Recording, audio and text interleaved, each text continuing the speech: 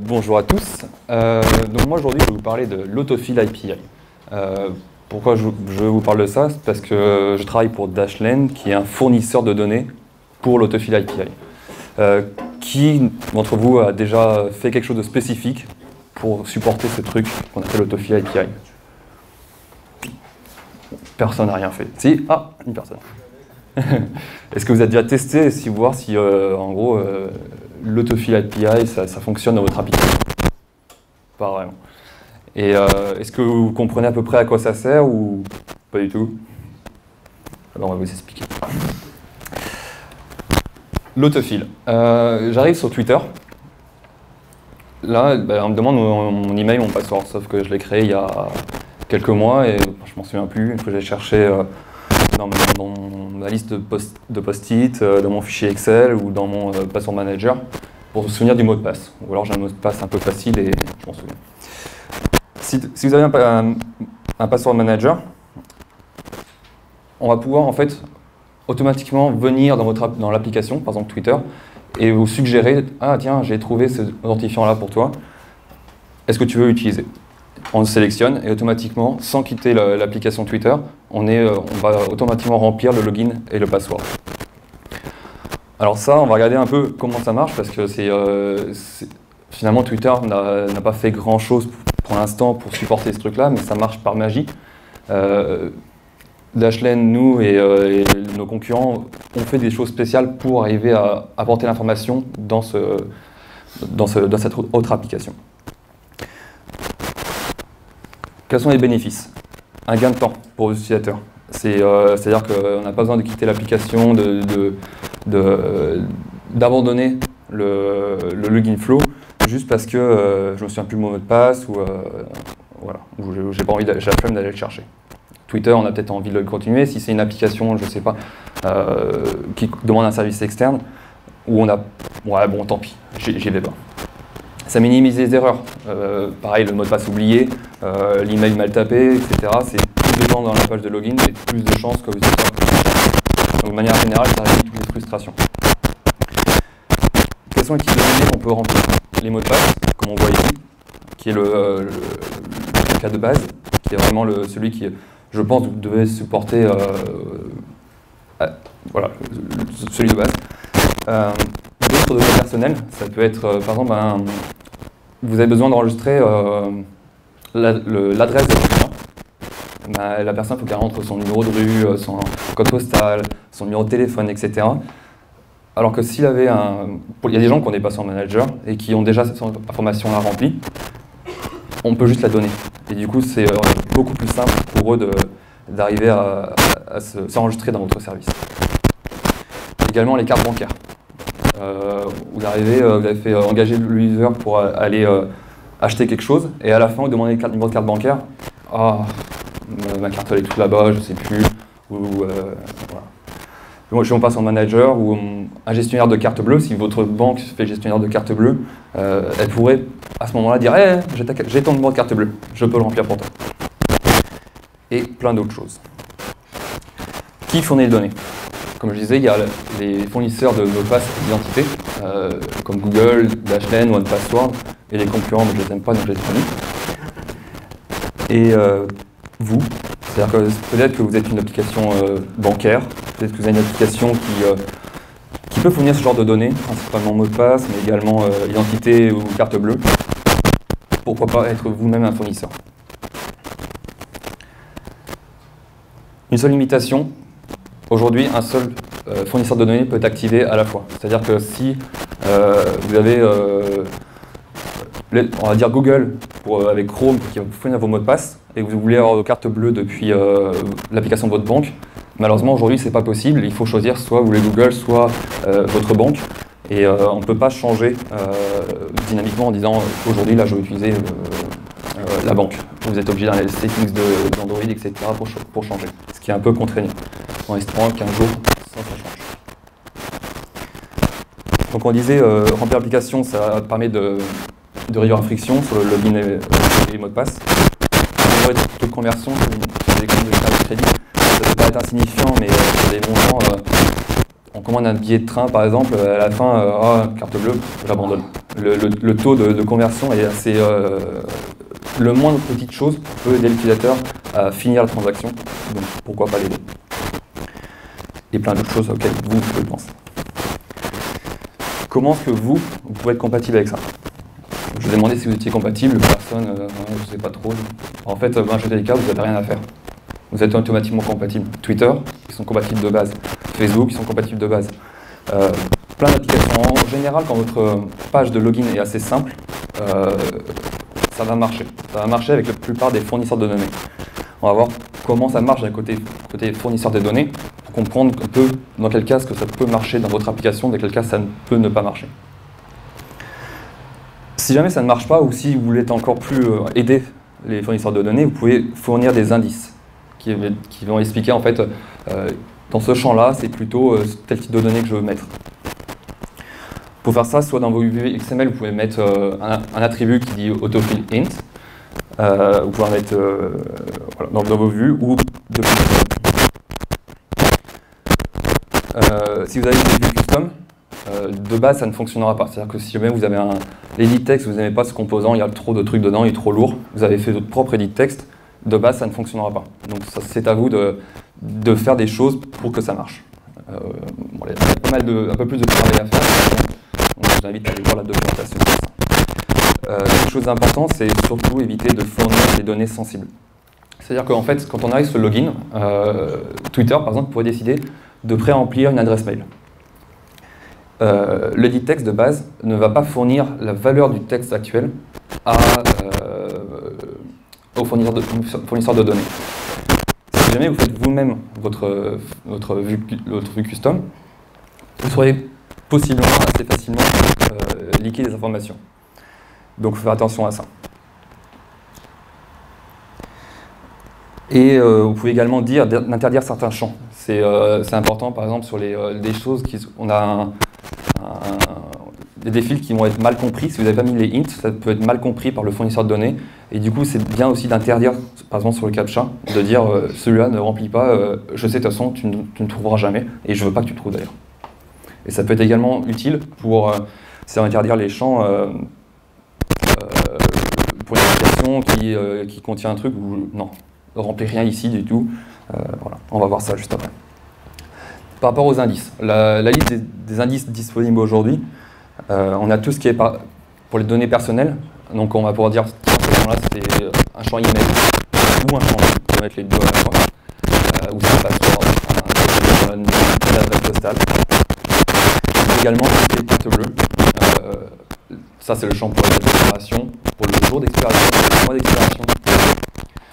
Voilà, c'est un indice pour les fournisseurs de données. Donc maintenant vous avez un endroit, par exemple, moi dans Dashlane, j'ai pas envie qu'un autre fournisseur de données vienne remplir des choses dedans. Du coup, on va les interdire. On va dire, interdire c'est simple, c'est pas un hack, c'est juste le dire, cette vue-là, n'y touche pas, c'est vraiment pas important pour toi. Donc on met juste un petit flag. Si on veut mettre un flag pour tout le layout, voilà, on peut dire pour moi et tous mes descendants. On ne veut pas d'autofill là-dessus. Et pour une activité, on chope la decor view et on dit à tous les descendants, ça c'est pas important pour le Alors maintenant, voilà, on a vu un peu d'un point de vue client comment ça fonctionne, qu'est-ce que je peux faire. Mais c'est important pour vous de comprendre qu'est-ce que vous pouvez faire, c'est comment comprendre un peu ce qui se passe de l'autre côté. Donc on va aller un peu dans le vortex, on va aller jusqu'au côté. Twitter. Qu'est-ce qui se passe quand vous arrivez sur l'application Twitter? En fait, Android va lancer un broadcast qui va réveiller un de nos services, le service qui a été déclaré comme je vais être autofill. On va taper sur un autofill service. Dedans, on va analyser les vues affichées. Donc on va essayer de comprendre tout le layout, essayer de comprendre, ok, qu'est-ce que j'ai besoin ici, qu'est-ce que l'utilisateur a besoin à ce moment-là. Ça juste après. Et ensuite, on peut répondre avec des données. Voilà, aujourd'hui, maintenant, sur cet écran-là, tu as besoin de ce login-là, ce mot de passe-là, je l'envoie et l'application va automatiquement le remplir. Ou alors, on peut utiliser des vues pour des cas un peu plus spécifiques. Pour l'analyse des vues, ça, c'est la partie assez importante à comprendre. pour voir comment ça marche de l'autre côté. En fait, on ne va pas recevoir un layout, des vues Android en elles-mêmes, parce que ça serait, on risquerait de donner des informations aux fournisseurs de données qu'on ne voudrait pas fournir. Par exemple, je ne sais pas si, voilà, ce que je disais tout à l'heure, si l'email est rempli ici, on ne veut pas la donner à une application tierce. Donc de base, en fait, on va avoir comme un view group, on va avoir une node qui comprend des enfants, et pour chacun, on va expliquer. Ok, dans le premier, là, il y a login to Twitter, qui est le texte, et il n'y a pas d'input type, c'est juste un text view. Ensuite, tu as un layout avec deux autres nodes. Le int qu'il y a là-dessus, c'est phone, email, username. Ok, donc ça ressemble à un champ d'email, pas d'input type, donc j'ai rien à remplir ici. Le suivant, on a l'input type qui nous dit ah, c'est un numéro de téléphone, un email que j'attends ici. Donc nous, en tant que fournisseur de données, on va dire oula, s'il veut un phone ou email, c'est sûrement qu'il veut un username, qu'il veut quelque chose qui pour moi est un login. Ça, c'est dans le cas où vous ne fournissez pas les hints. C'est-à-dire que si vous ne fournissez pas les hints, c'est au fournisseur de données d'essayer de comprendre la vue pour en déduire de votre input type. Quand vous faites un petit texte, vous dites quel type de keyboard vous voulez. Si vous voulez un keyboard avec l'arrobase dedans, c'est parce que vous avez sélectionné un champ email dans l'input type. Et nous, on a accès à cette information-là qui permet d'essayer de comprendre ce qu'il y a. Et ensuite, on a un champ password. Et donc, grâce à cette analyse-là, Twitter, ça marche sur les applications sans rien faire. OnePassword va réussir à remplir cet écran-là, comme Dashlane. Voilà. Avec les hints, c'est plus facile. Donc après, on va devoir répondre. On peut répondre par une remote view. D'abord, on détecte les champs username et password, comme on a vu juste avant. On va chercher en local, dans la base de données, qu'est-ce qui peut intéresser cette application-là. Donc, quel est le lien entre notre donnée et l'application? C'est seulement le package name. Donc, le package name, c'est comme .twitter, par exemple. Je ne sais pas exactement lequel c'est celui-là, mais... Et on va se dire, ok, ça c'est Twitter, donc je vais lui donner le login pour twitter.com. Essayer de donner, on va remplir ce qu'on appelle un dataset, et on va dire, dans telle vue, la vue l'ID username edit text, on va mettre cet authentifiant-là. Dans la vue password, on va mettre ce password-là. Et ensuite, on répond juste au callback. Et votre activité va recevoir le callback. Vous n'avez rien à faire de votre côté. Automatiquement, Android va remplir pour vous les champs et mettre des très beaux trucs jaunes autour des champs qui ont été remplis. Dans les cas où on a un cas un peu plus complexe, on va avoir besoin de répondre avec une remote view. Au lieu de remplir directement de dire voici ton login et ton mot de passe, on va mettre une remote view qui est la même chose que pour les notifications. C'est finalement une vue un peu simplifiée avec une API beaucoup plus restreinte. On peut faire beaucoup moins de choses avec. On va pouvoir, par exemple, imaginons que j'ai plusieurs credentials. Là, j'ai Xstan, mais je peux avoir le compte de ma boîte, etc. Je pourrais afficher plusieurs à la suite. La personne sélectionne un et je vais à ce moment-là remplir. Ça peut être également le cas si on demande à l'utilisateur une action. Accepter de remplir cette donnée. Donc là, par exemple, Dashlane, jamais ils vont autofill directement comme ça. On va d'abord montrer cette icône-là, et quand la personne clique dessus, là, ça veut dire j'ai vraiment voulu remplir cette donnée-là, donc on va le remplir à ce moment-là. Et également demander un mot de passe. C'est-à-dire que les fournisseurs de données, généralement, ont un mot de passe maître. Pas tous, Google n'a pas de mot de passe maître par exemple, mais OnePassword, Dashlane ont des mots de passe maître. Quand on va cliquer dessus, on va dire ok, tu veux remplir ça, maintenant j'ai besoin d'être sûr que c'est bien toi, je vais te demander ton master password ou login, code PIN ou fingerprint. Et comment est-ce qu'on va faire ça? On va juste répondre avec un pending intent qui va être rappelé une fois que l'utilisateur va cliquer sur la vue. Et ensuite, on n'a plus qu'à rappeler ça va lancer une activité. À la fin de l'activité, on juste dit set result, ça répond les données qu'on a besoin de remplir à ce moment-là, ou juste rien si on dit non, j'ai pas besoin. Donc ça, c'est génial. Mais est-ce que c'est une solution parfaite? Est-ce que quelqu'un connaît ce monsieur? Est-ce que quelqu'un connaît son nom? McMurphy? Android Expert? Vous avez déjà vu ce logo-là sur Stack Overflow? Donc c'est un Android expert qui tient un blog, qui fait beaucoup de choses dans le domaine Android, et qui a diffusé un white paper qui s'appelle Autofill Services and Security. Et en gros, il a analysé quelle est la sécurité de ce système-là. Finalement, on est en train de remplir des données dans une application qu'on ne connaît pas, il y a un truc qui ne va pas. Ces papiers-là ont été repris par des journaux, des blogs, un peu assez techniques, qui vont dire attention, ça peut potentiellement être vulnérable au leak des données, par des blogs un peu plus généralistes, mais toujours sur Android, un peu plus dramatisant. Attention, c'est pas sécurisé. C'est pas sécurisé du tout même. Qui ensuite va être repris encore par la presse un peu plus générique.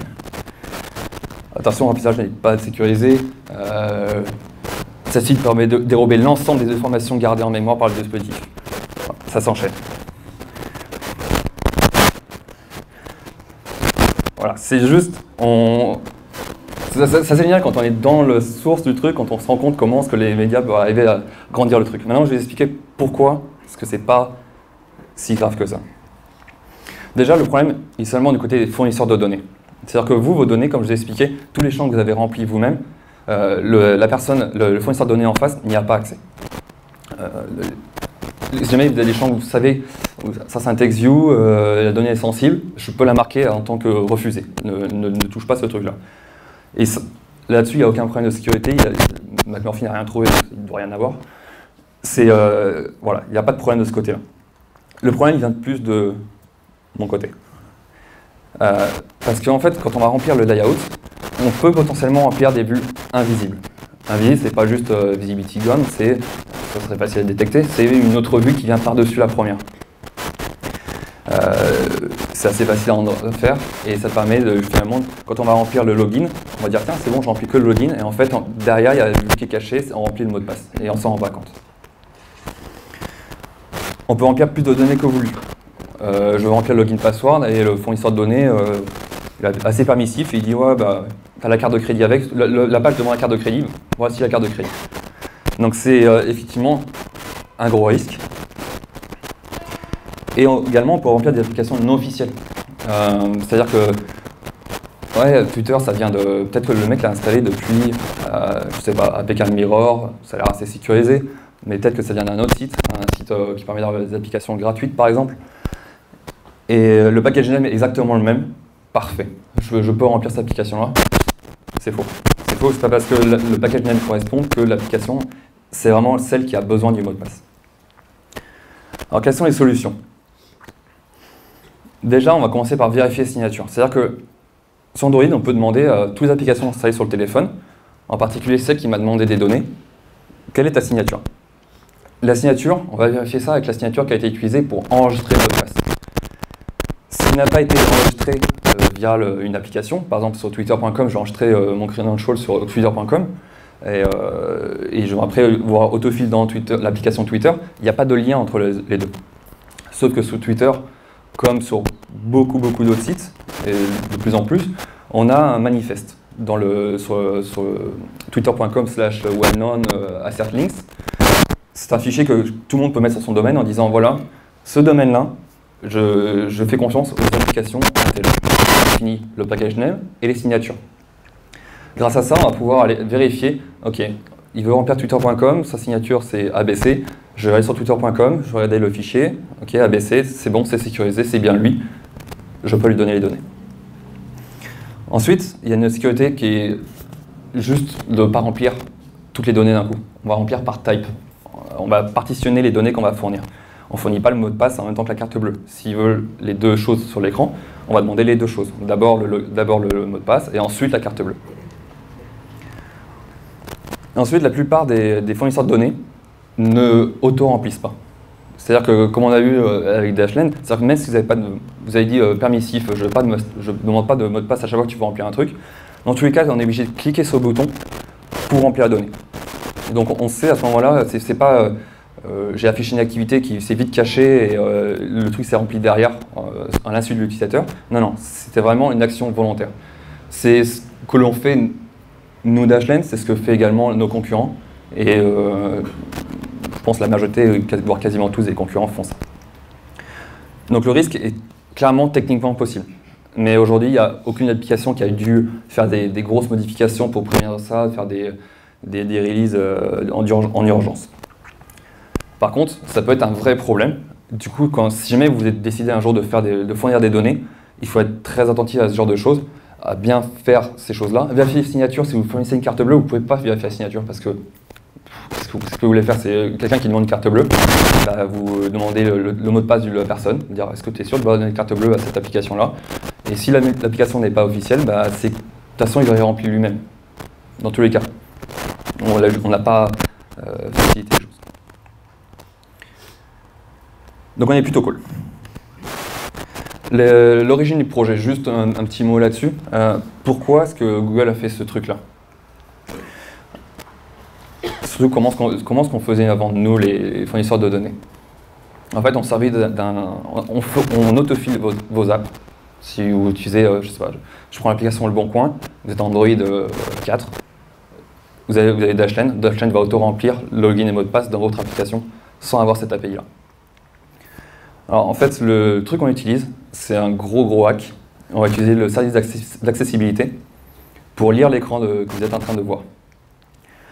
Ce service d'accessibilité, c'est très puissant et ça peut également créer des gros problèmes. En plus de consommer de la batterie et d'autres choses. Donc quand on a un truc comme ça, Google va dire non, n'utilisez pas ça pour ça, c'est pas fait pour. Ok, mais quoi d'autre? Donc du coup, ils vont venir et avec une solution, on va travailler ensemble pour trouver une solution, d'où l'origine de cette API. Et vous faites quoi maintenant? Comme je vous ai dit, la majorité du temps, vous n'avez pas grand-chose à faire. Mais on pourra commencer juste par tester l'application.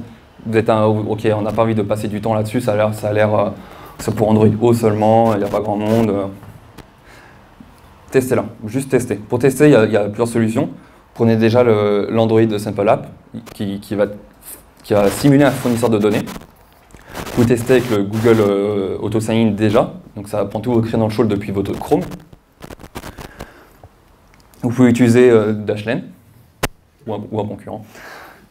Si vous voulez Dashlane, j'ai 6 mois gratuits pour vous. Et vous pouvez poser des questions si vous voulez maintenant.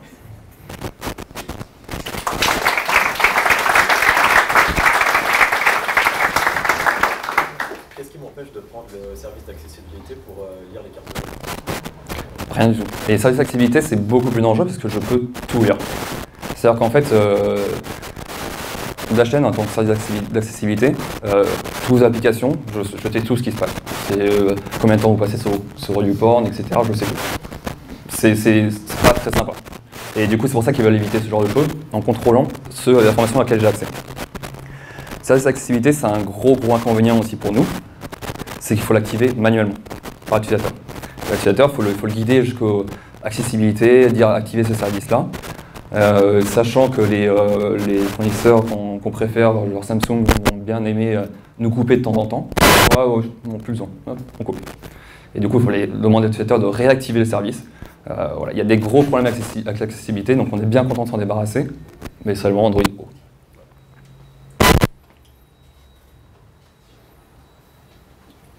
Ouais. À un moment donné, j'ai cru que tu avais dit qu'au moment de faire l'autofil et la couleur du texte en jaune, c'était Twitter ou c'est Donc, la question c'est est-ce que la couleur jaune, d'où elle vient finalement? C'est pas Twitter qui le fait. C'est vraiment votre application qui est super belle, que vous avez passé du temps à designer, c'est génial, je l'autofile, vous avez un truc dégueulasse qui apparaît au-dessus. Au début, quand on a travaillé sur les previews d'Android O, on s'est dit c'est un truc de debug, c'est pas possible. Mais non, je suis désolé. Mais après, c'est aussi utile pour l'utilisateur, c'est-à-dire qu'il va voir qu'est-ce qui a été changé dans son écran. Il y a une fonction utile. Après, c'est un ingénieur qui a fait ça sans penser au designer, quoi.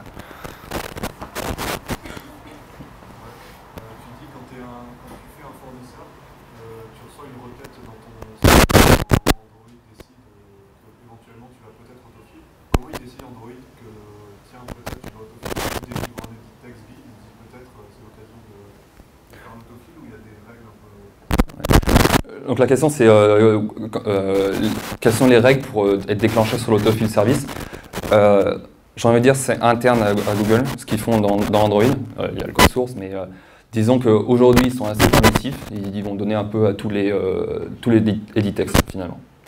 Ce qui est, moi, en tant que fournisseur de données, je peux dire, la dernière fois que tu m'as montré ça, je m'en foutais, donc là je m'en fous. Et on peut dire cette fois-ci, tu me préviens plus jamais sur ce field-là. Mais de manière générale, aujourd'hui, ils vont te prévenir très très souvent. Comme avec l'accessibilité, on avait le problème où on était prévenu très très souvent, c'est pour ça qu'on utilise beaucoup de batterie.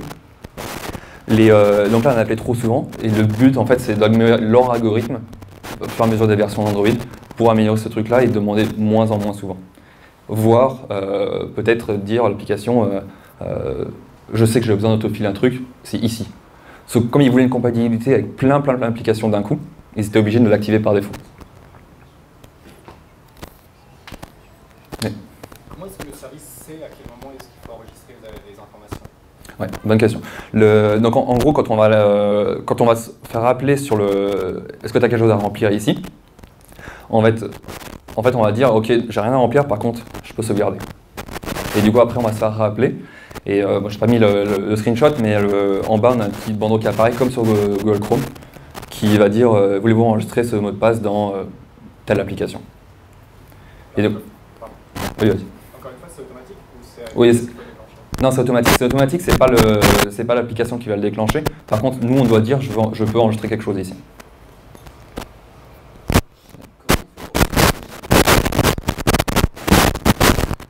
En fait, là, c'est dans ton fournisseur de données. Donc, par exemple, si tu utilises une application comme Dashlane, tu auras toute la liste des mots de passe et du coup, tu pourras supprimer celui que tu veux plus. Si l'utilisateur veut supprimer. Ouais. On est sur une appli en autologin, il se log out, il ne veut pas que quand il lance l'application, il se log in. Ok. Donc la question c'est comment est-ce qu'on prévient le login à l'infini finalement. Le fait de demander à chaque fois l'autorisation à l'utilisateur, le consentement de l'utilisateur de remplir, fait qu'on n'aura pas ce problème-là. C'est pas autofill, auto-login, clique sur le bouton quoi. Sauf si ton application dit il faut que tu aies rempli tous les champs auto-login. Il y a pas on ne clique pas sur le bouton login. Ce qu'on faisait avec l'accessibilité dans certaines applications, mais avec l'autofill on ne peut pas faire. On remplit juste. Après c'est à l'utilisateur de cliquer sur le bouton.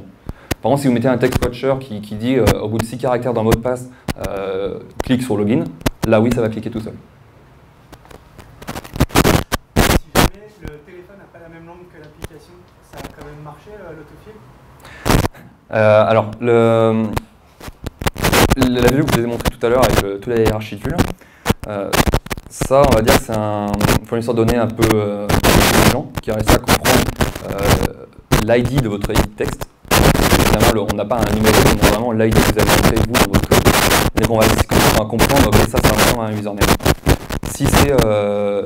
Si vous fournissez les hints, c'est plus facile parce que du coup on n'a pas le problème de. On sait qu'ici tu vas remplir telle donnée. On n'a pas besoin de deviner. Quand on devine, s'il y a un problème de langue, je ne sais pas si on peut faire du code XML en chinois, mais imaginons qu'on puisse, et que je ne le comprends pas, l'ID, je ne vais pas pouvoir remplir. Puisque en fait, je ne vais pas comprendre ce que c'est qu'un username dans telle langue. Par exemple, si vous voulez avoir l'application d'appel, faites vos textes, écrivez tout en français, je ne vais rien comprendre. Si on va comprendre plus que l'anglais, parce que voilà, on a envie de faire la tête. Il faut faire attention aux ID, aux int et aussi aux indices. Alors, si on veut être le maximum compatible, les ints suffisent. Parce que c'est finalement, quand on a un int, on n'a plus de doute. C'est quand on a un doute qu'on va chercher ID, int, content description, ces choses-là. Mais si tu fournis juste le int, t'es tranquille. Au moins, tu es sûr, il n'y a pas d'incompréhension. Et même le fournisseur de données qui est un peu flemmard, qui n'a pas envie de chercher dans une vue un peu complexe où il n'y a pas de int, il y arrivera si tu fournis les int.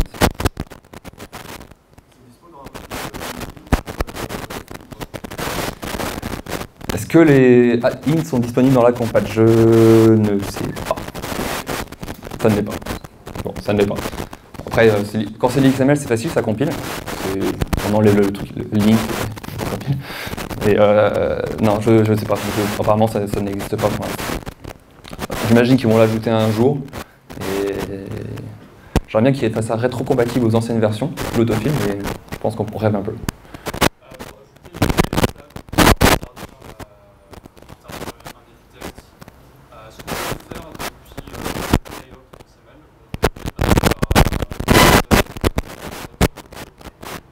il y a vraiment les deux. On peut vraiment le faire depuis le layout en disant ça c'est pas important pour l'autofill.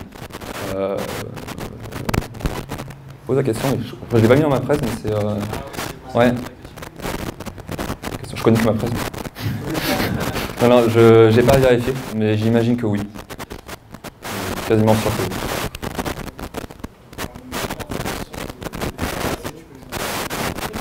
Pardon, excuse-moi.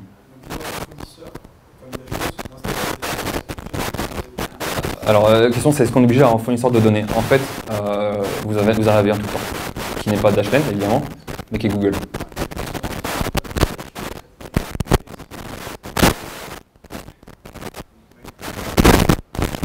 Oui. Je n'ai pas compris la question.